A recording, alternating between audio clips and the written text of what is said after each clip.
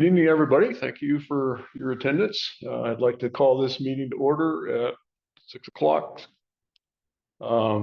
Chairman Collins is unavailable tonight, so I will be fulfilling that role.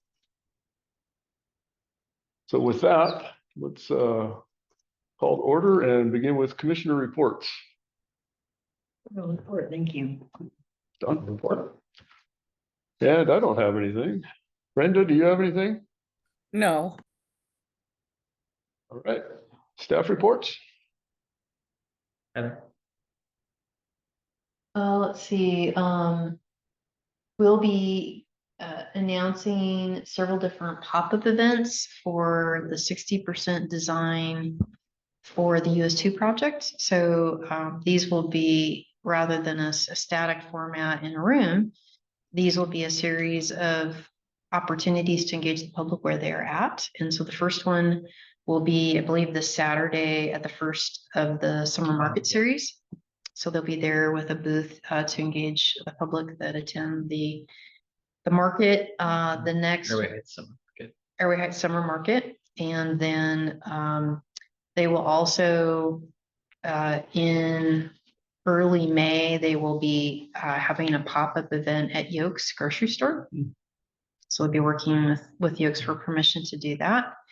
And then they also in May will be going to a Mexicanos and Latinos job fair, in which there are parents and students attending, and using it as an opportunity to engage part of our Hispanic community. And so for those who are not familiar with that, about 10% of our population is Hispanic. And so we're, again, working on ways to get to our community for information about the project. Now, there will be 3 more pop-up events that will occur during that time. And as those get finalized, I will share those back, but we'll send out a short email, and we'll also be putting the 60% design on the website and working on ways to share that information out, which will include using the city's newsletter again to share information about the progress of that project.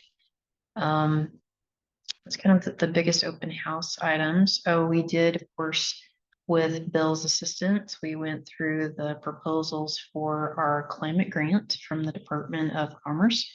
So over the next 2.5 years, we're receiving about $400,000 to do this required climate planning, which includes a resiliency element to our comprehensive plan update and a greenhouse gas emission reduction. And we received 2 proposals, and Bill had volunteered to be on the interview panel. We also had Veronica Messing from the City Council, as well as Steve Flood from Public Works, Albert Tripp from the City Manager's Office, and Zach and I.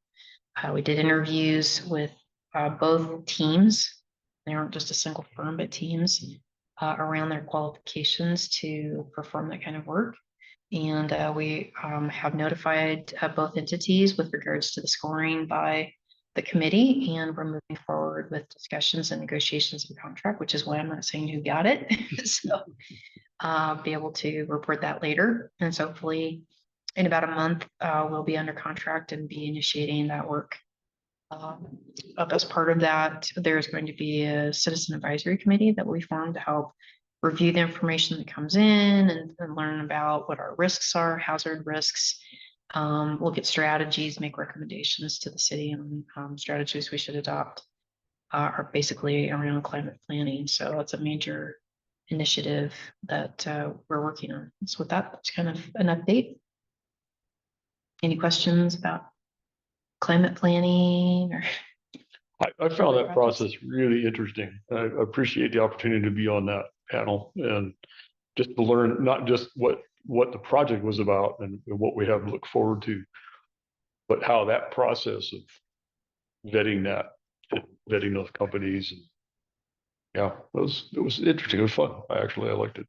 Oh, I appreciate that. And just for everyone, we tried to rotate through both commission and city council members, and all of these opportunities are in ground grants, because this is work that is coming to the planning commission and city council, so they can be engaged at the ground level and the project, the grant scope, who's selected, and move forward. So Zach can talk a little bit about missing middle as well, that we did have a commission member on that as well. So lots and lots and lots of work coming. And then everyone's tired of me hearing me call it the tidal wave, the tsunami. You get a t-shirt, 2026. Word. Comp plan. Yeah, just real quick, Heather alluded to the missing middle project. We did our kickoff internally with our department heads with Framework, which was the firm that was selected during the process, which Chair Collins participated in. Yeah, we met again this morning and went over some of the initial stuff, and we got a lot of work to do.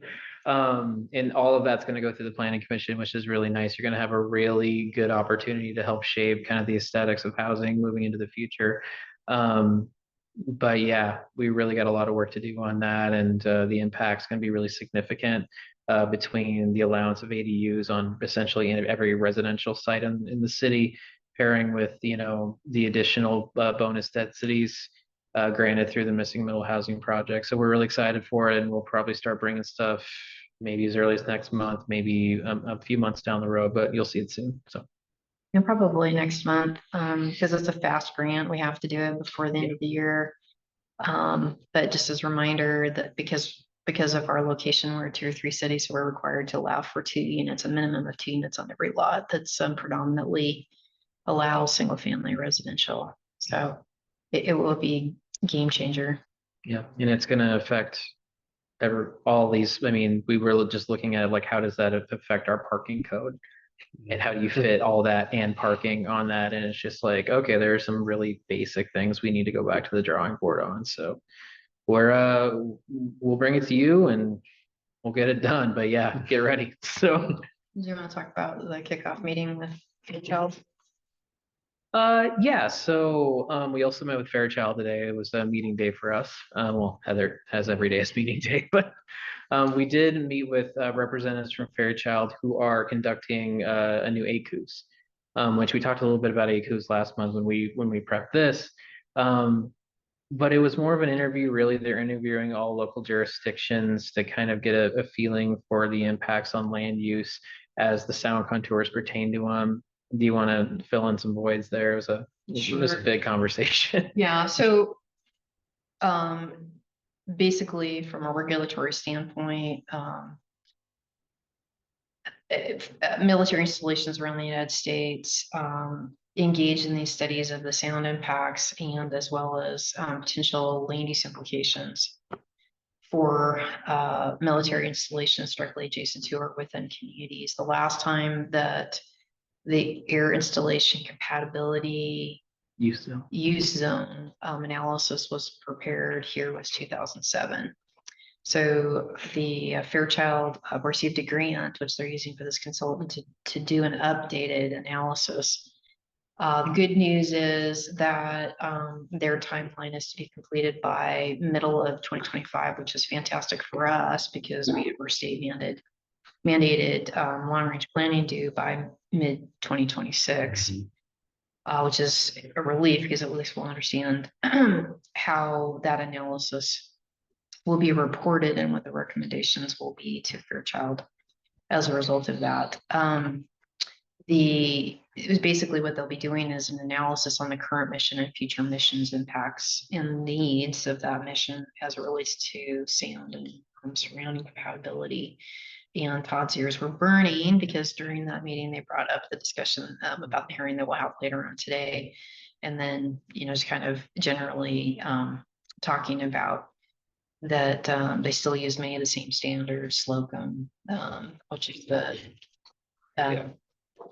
I've looked at it. the national land use categorization system. So basically by end of this year, beginning next year, we'll bring those materials forward for the Planning Commission, City Council kind of take a look at and kind of give us a bird's eye view, so to speak, of what will be happening around the base for planning and its impacts around us, which will be Spokane County, City Spokane, in Airway Heights over the next couple of decades in all likelihood.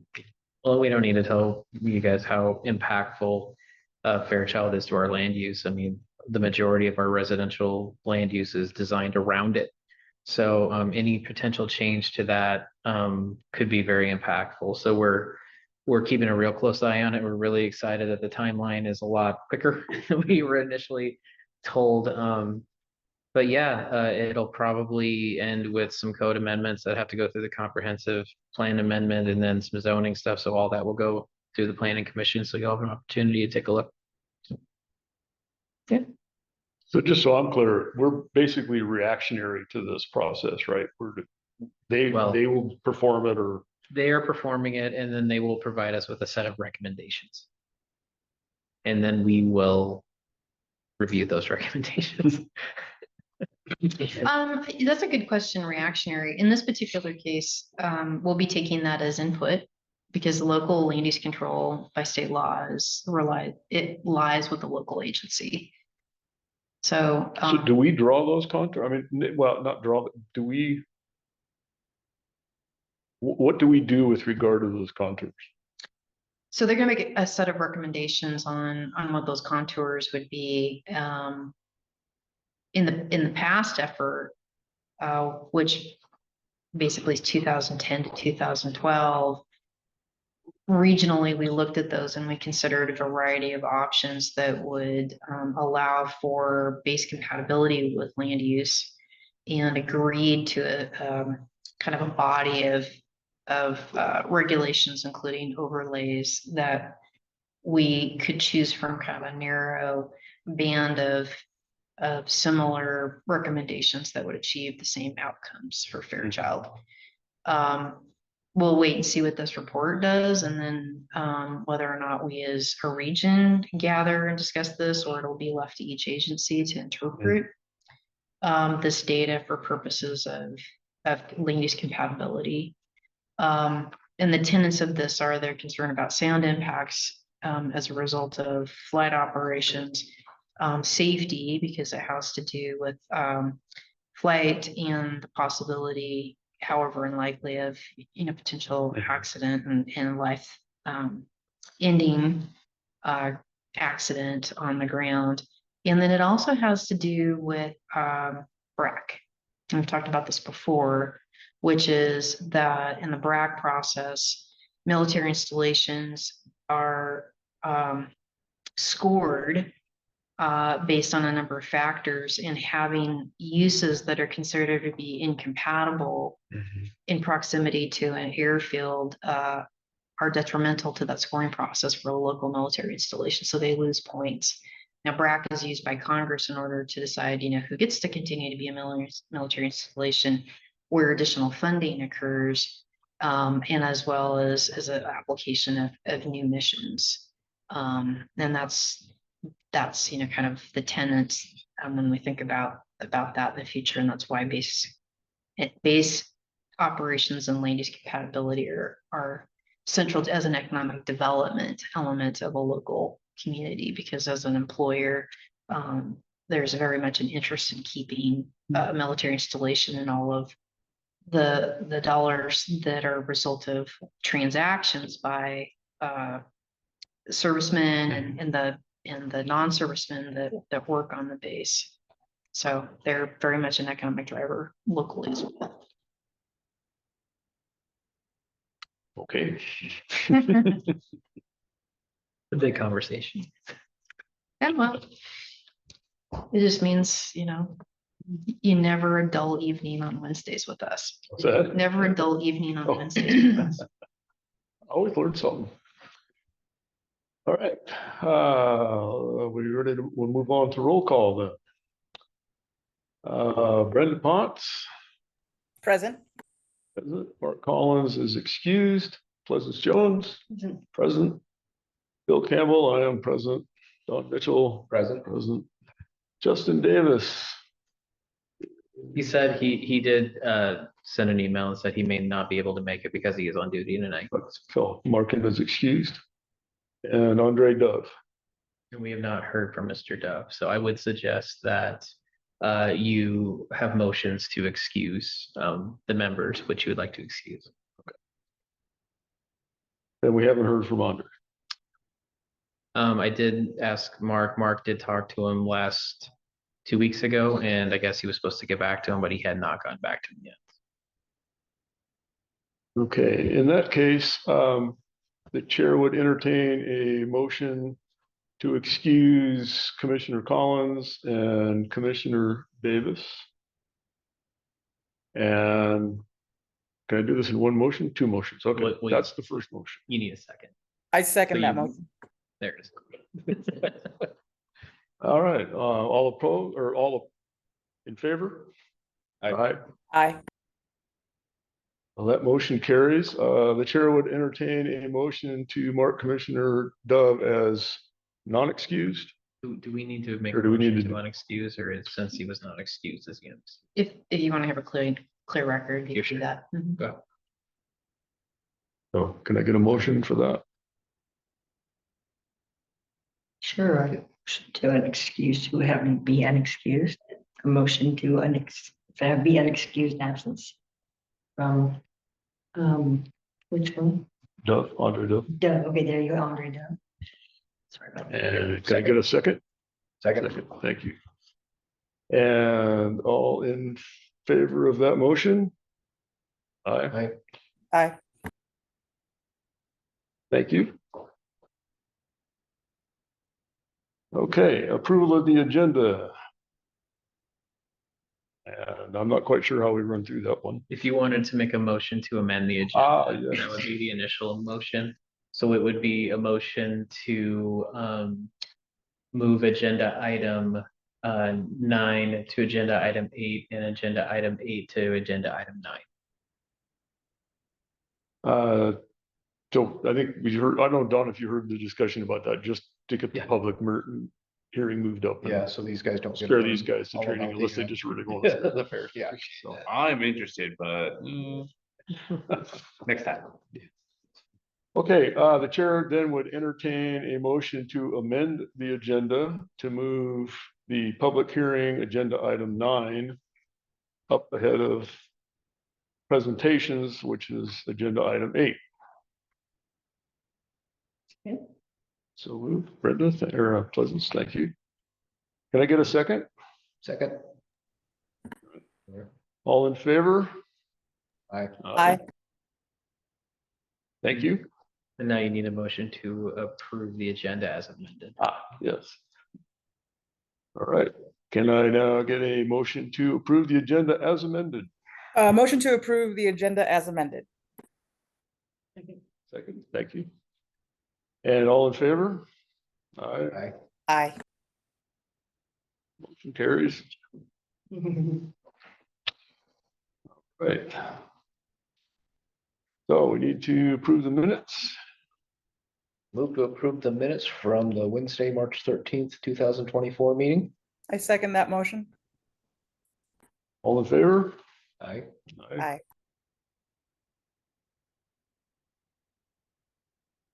No, public. Do we have any? We have not received any public comments, and there are no members of the public present. So I guess we can close that item and move on. All right. So if you would please, Zach, I guess bring up the conduct for, we'll open the public hearing procedures. And you can just read those if you want. Read it. If you want, yeah. All right, our public hearing procedures, all persons wishing to speak shall sign their name, address, residence, indicate whether they wish to speak as a proponent or opponent or neutral position on the form provided by the city. A person who failed, well, do we really need to go through all this? No, you- Considering there's A, Yeah. nobody here, B. You can skip 6.1, 6.2, since we don't have any, but this is the actual process here.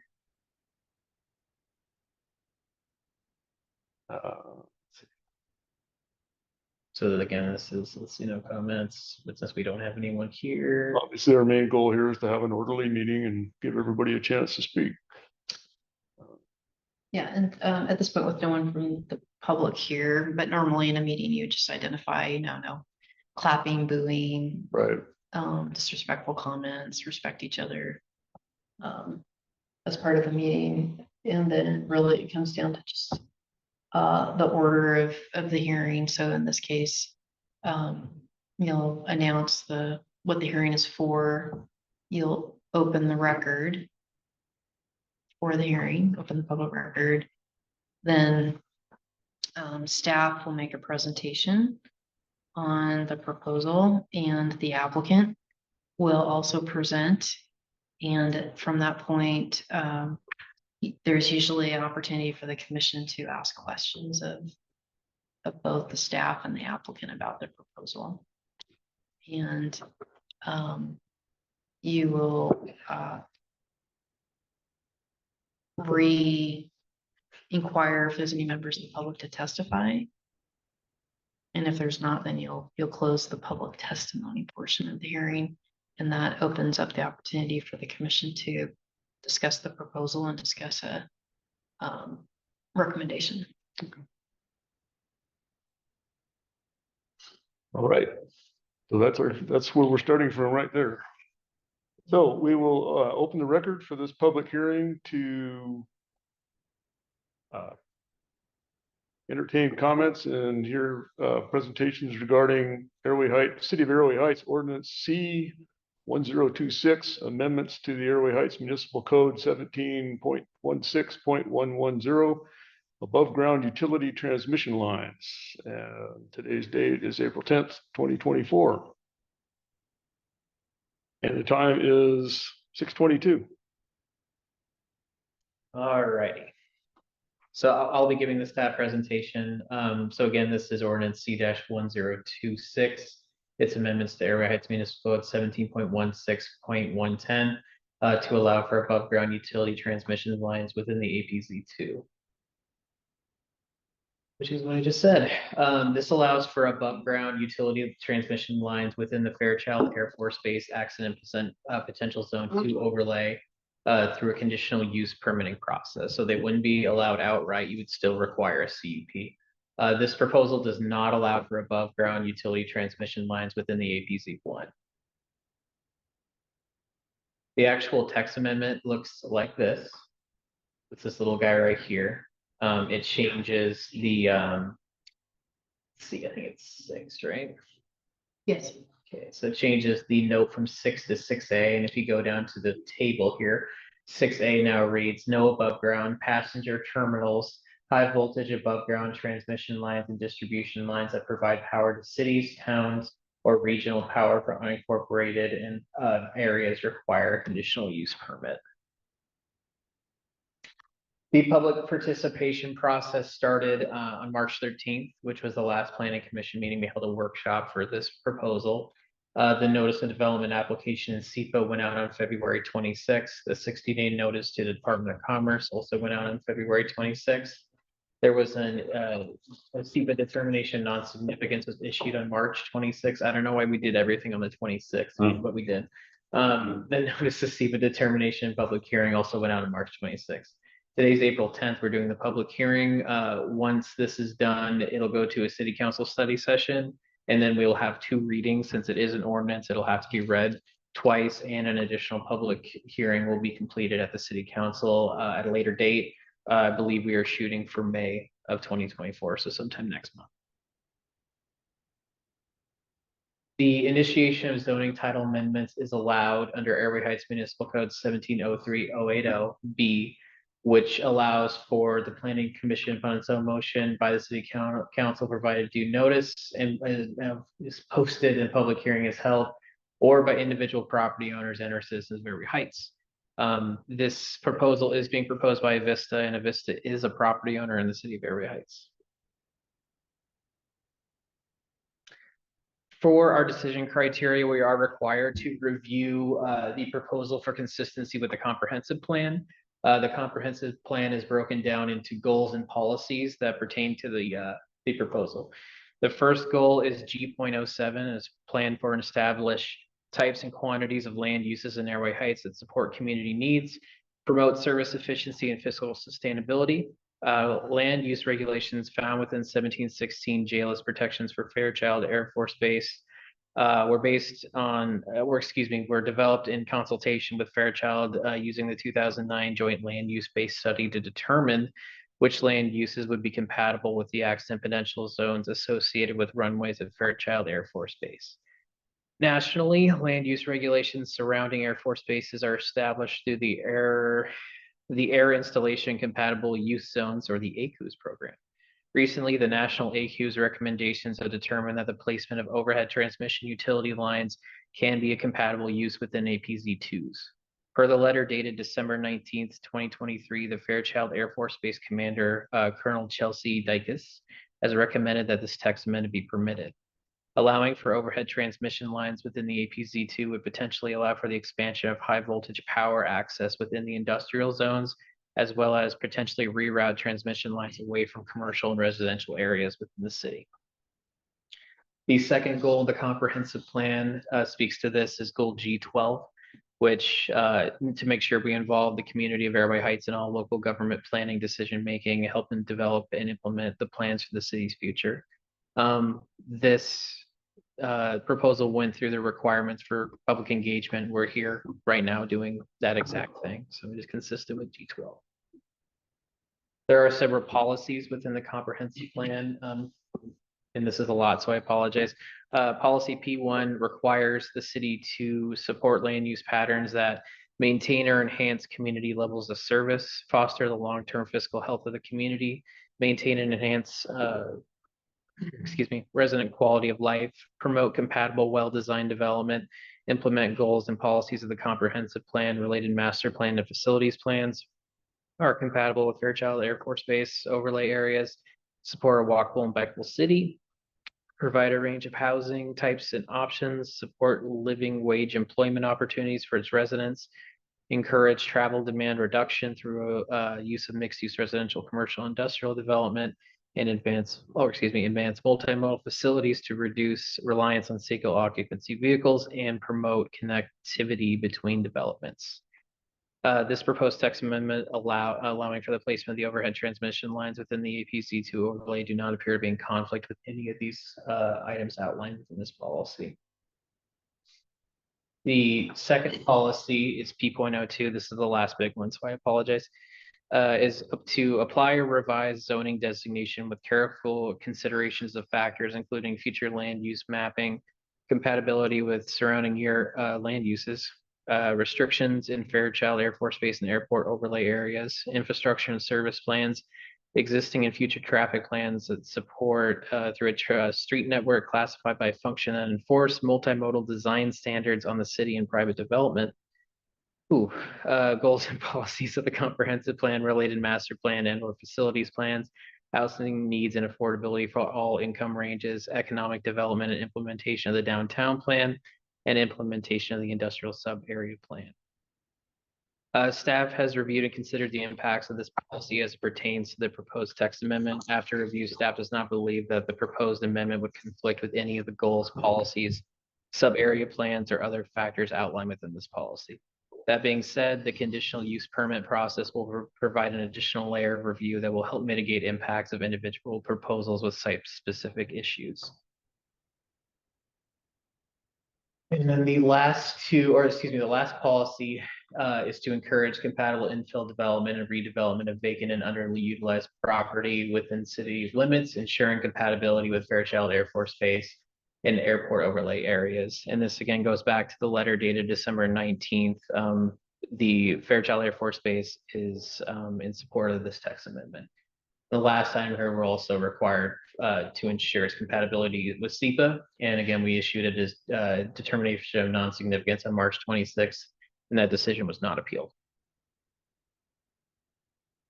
Amendments to the zoning code, Airway Heights Municipal Code 1703070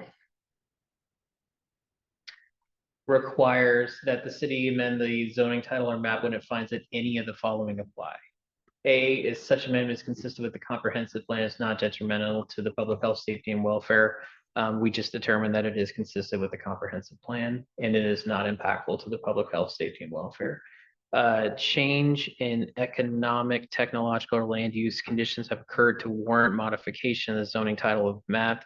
As previously stated, this amendment is being recommended for approval by Fairchild Air Force Base due to a change in the national ACU's recommendations regarding the placement of overhead transmission lines within the APZ2 area. Although the city of Airway Heights is the decision maker for all municipal code amendments, the city is required to be compliant with the requirements of the Washington State Growth Management Act, which requires local jurisdictions to work with military installations to ensure compatibility. In this case, the city would not be entertaining an amendment to the allowed uses within the APZ2 without the support of Fairchild Air Force Base. Item C, an amendment is necessary to correct an error in the zoning title or map. This text amendment is not intended to correct that. Item D, amendment is necessary to clarify the meaning or intent of the zoning map or title. It is also not intended to do that. Item E, an amendment is necessary to provide for use or uses that were not previously addressed. Again, this is true. This text amendment is proposed to allow for use that was not previously allowed within the APZ2 overlay, but we've already discussed why and how on that end. Item F, those amendments deemed necessary by the Planning Commission and the City Council. This text amendment is required to be reviewed by the Planning Commission per section D of this report, which again, we're here. If the Planning Commission deems the proposal amendment necessary, the Commission will provide a recommendation of approval to the City Council, who will ultimately determine whether the proposed amendments will be adopted. Let's see, 5030. Let's see, Arrowhead's 1405030. These are the specific requirements that the Planning Commission is required to review the proposal against. So in this case, this is what you are going to be thinking of. Like, is this consistent with these items? Item 1, the development is consistent with the comprehensive plan and meets the requirements and intents of the developmental code. We've already gone over a couple times that we believe that the proposal is consistent with the comprehensive plan. After review, the proposal is found to be consistent, again, with all those goals and policies we previously outlined. Item 2, the development makes adequate provisions for open space. Sorry, just making sure I'm on the right space here. Drainage ways, streets, and other public way transit stops, water supplies, sanitary waste, parks and rec facilities, playgrounds, sites for schools, and school grounds and other public utilities.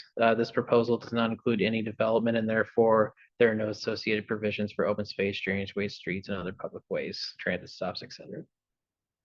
Item 3, the development adequately mitigates adverse environmental impacts identified during environmental review under Chapter 18.01. Again, we already discussed this has been issued a CBID determination of non-significance, and that determination was not appealed. So we believe it's consistent there. Item 4, the development is not harmful to the public health, safety, and welfare and is within the public interest. The proposal does not include any development and would not be impactful to the public health, safety, and welfare of the citizens of Airway Heights. Any new development proposed as a result of this amendment would be independently reviewed at time of submittal. As discussed earlier within this presentation, the proposal has been found to be consistent with the goals and policies of the comprehensive plan and should therefore be considered to be within the public interest of the citizens of Airway Heights. Item 5, this is a little longer, that's why you got the ellipses there. The development does not lower the level of service of transportation and or neighborhood park facilities below the minimum standards established within the comprehensive plan. If the development results in a level of service lower than those set forth in the comp plan, the development may be approved if essentially this proposal does not include any use. It's a text amendment. Therefore, the potential expansion of utilities within the APZ2 will not have a negative effect on the level of service for transportation or neighborhood park facilities within the city. So even the development based on that shouldn't have an impact there. Item 6, the area, location, and features of land proposed for dedication are a direct result of the development proposal are reasonably needed to mitigate the effects of the development and are proportionate to the impacts created by the development. Again, this is for a text amendment. There are no land dedications associated with this proposal. Staff recommendation, our recommendation is moved to approve and adopt PC Resolution 2024-013, which would recommend the approval of the proposed amendments to Airway Heights Municipal Code 17.16.110 and forwarding the documents to the City Council. With that, I'm available for any questions, or if you'd like, you can move on to Avista's presentation.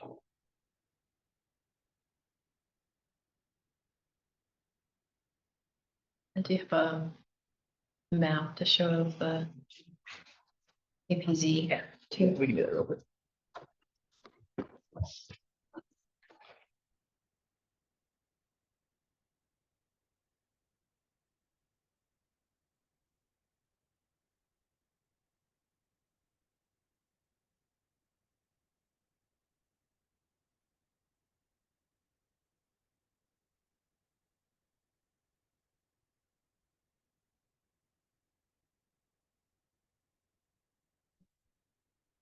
Thank you.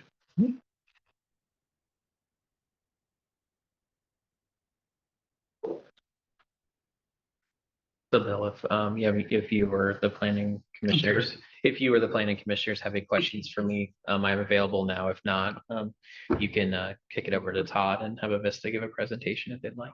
I have no questions, no. Okay, Press on. yeah, great. Thank you. I don't really have a formal presentation. This project came about, or this came across my desk. Brian Hyde, first let me say this, I'm Todd McLaughlin. I do environmental cultural resource compliance for Avista, and Brian, I transmission engineer, so I'm project lead on this 15 transmission line. so this came across my desk. Originally, we were looking at coming straight down Craig Road from our Airway Heights sub to the future inland power sub on Craig Road. Once we pulled up the zoning and the overlay, we noticed APZ1. Obviously, we can't go through APZ1. We were going to reroute, come down Craig Road to Highway 2 in the alley just over here, come all the way down to Hayford, skirt that APZ2 because that also didn't allow for overhead transmission lines.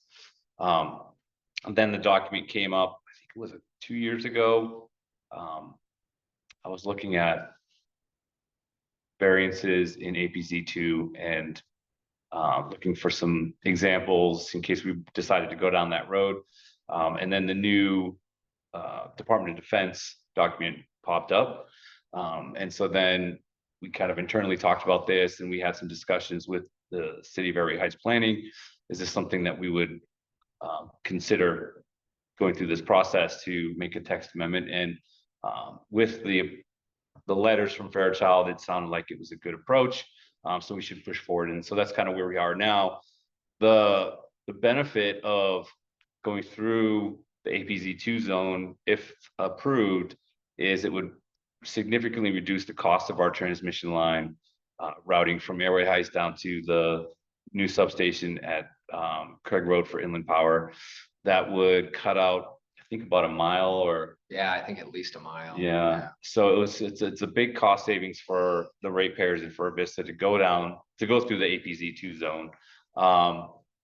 That was the biggest driver. But also we would, by allowing this to happen, we get out of your City of Airway Heights downtown core. Highway 2 completely avoids that, which is also a win for the city.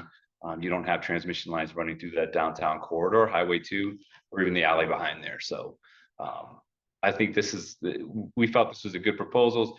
We have a kind of a preliminary route citing for how we're going to go through the APZ2 zone, but that's not really part of this yet. We'll come back if this gets approved through the conditional use permit process.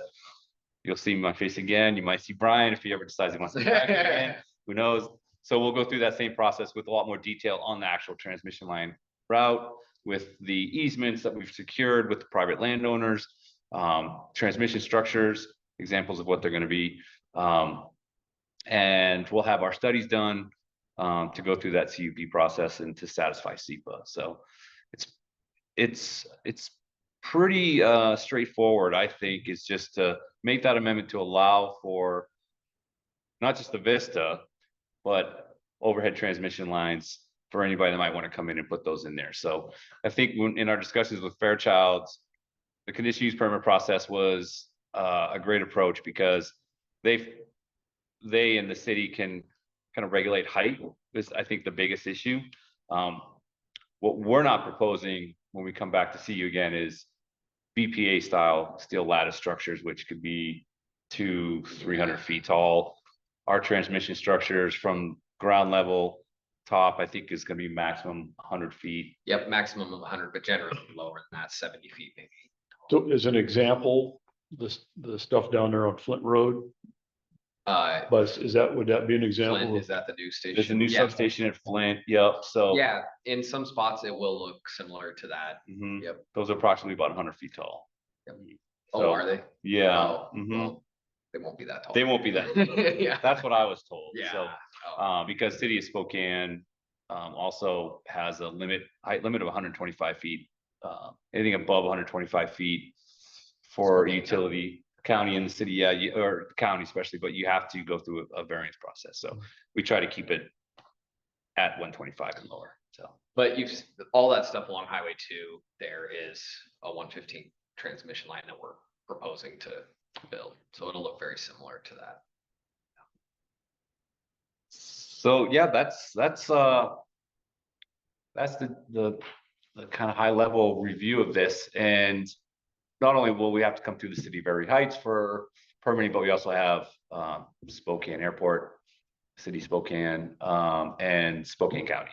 So there's going to be multiple jurisdictions, and we'll circle back with the planning department who wants to be the SEPA lead.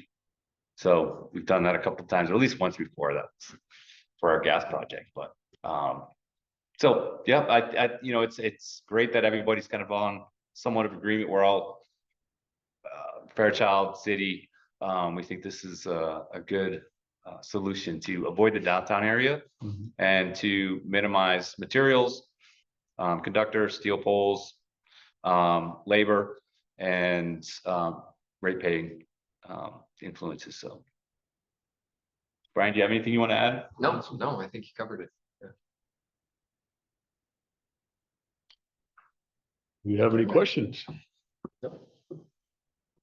Brenda, how about you? Any questions?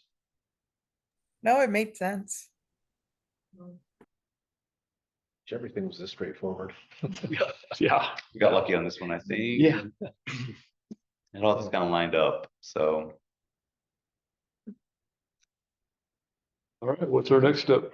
Oh, just checking, we still don't have any members of the public in the room or on Zoom, and so at this point, the chair could close the public testimony portion of the hearing and could entertain discussion and a motion by the planning commission members.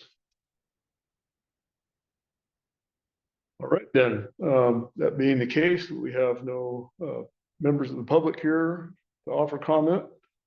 We will close this public hearing at 6:43. The public comment portion. Public comment portion, sorry. And so, do we have any discussion? It seems very straightforward to me. I think it meets all of the city's goals and desires. We know that power is a thing we're gonna never need less of. So in that event, the chair would entertain a motion to approve and adopt resolution PC 2024-013 to recommend approval of the proposed amendment to the Airway Heights Municipal Code 17.16.1110. Can I get a motion? Sure. Motion to adopt the resolution PC 2024-013, recommending the approval of the proposed amendments to the 17.16.110. There's your motion.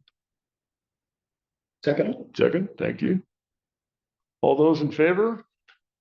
Aye. Brenda, we didn't hear you over here, sorry. Aye. Thank you. Thank you. The motion carries. great. Well, that would close the hearing. And with that, we will close this public hearing at 6:45. We will get the documents ready and forward them along to city council. Excellent. Thank you. And do you want us we'll be at the city council? I'll email you Okay. and let you know when our Great. times are, so. Yeah, you're more than welcome to come to the hearing. It's probably a good idea too, if there's any questions. Okay, And it would great. be the actual public hearing where we're taking testimony. The Okay. first one is they just read the ordinance name and number into the record, and then that's it. It's all done. So the second one is where. Do we they'll be make a posted. presentation at that one or no? Yes, you'd be able to make a presentation. Okay, Just like this, I think, yeah. okay. Well, Yeah, that was good. the study session will actually be in this room, but the legislative session where we do the public hearing will be upstairs. Okay, great. Well, thank you to the planning department too. Zach and Heather have been really helpful. And yeah, it's been going very smoothly, so. And I do want to add that that artist is Travis Chapman. Gotcha. I've been waiting to say it, but I don't want to interrupt the whole process, right? But I have the floor for one more minute. All right, thank you, everybody. Thank you. Appreciate it. Thanks for coming. See you next time. Yep, take Thank care. you. Thank you.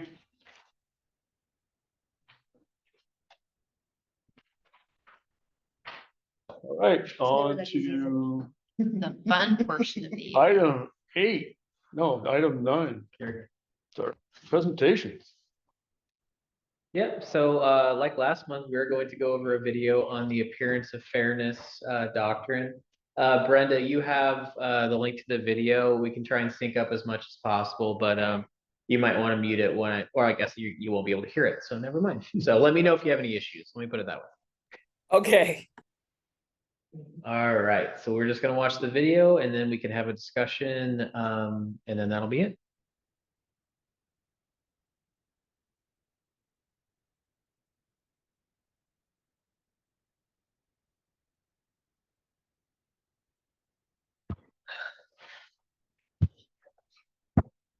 I apologize, we didn't bring any popcorn.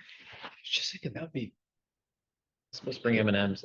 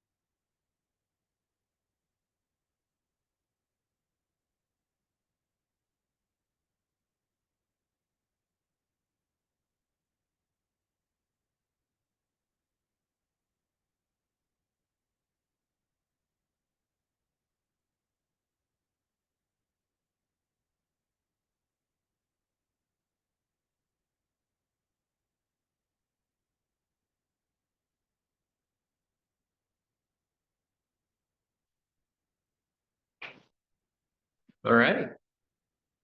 No questions. Thoughts, feelings? Some of It's them okay. are, some of them do sound a little biased or what you would think would completely throw you out, but yeah, it was different. Actually a fun presenter. That's good. All right, well, if you got nothing, then you're good to go. So we have, that was our workshop. No, So that was That was our presentation, so we do not have any we workshops. do not have any workshops. We do have documents for you to sign. Yes, Documents. but we can adjourn and then sign them. Adjourn and then sign. Well. Is there any last comments, any further business? Not hearing of any further business. We'll adjourn this meeting at 7:05. Thank you, well done. Thanks, Yes. Brenda. Thank you. Hey, Brenda. Brenda, I emailed you a certificate to sign. I'm gonna email you another one tomorrow morning. Can you sign those and get them back to me? Yes, Awesome. Thank you. you're welcome. All right, see you soon. Good night. Good night. Night.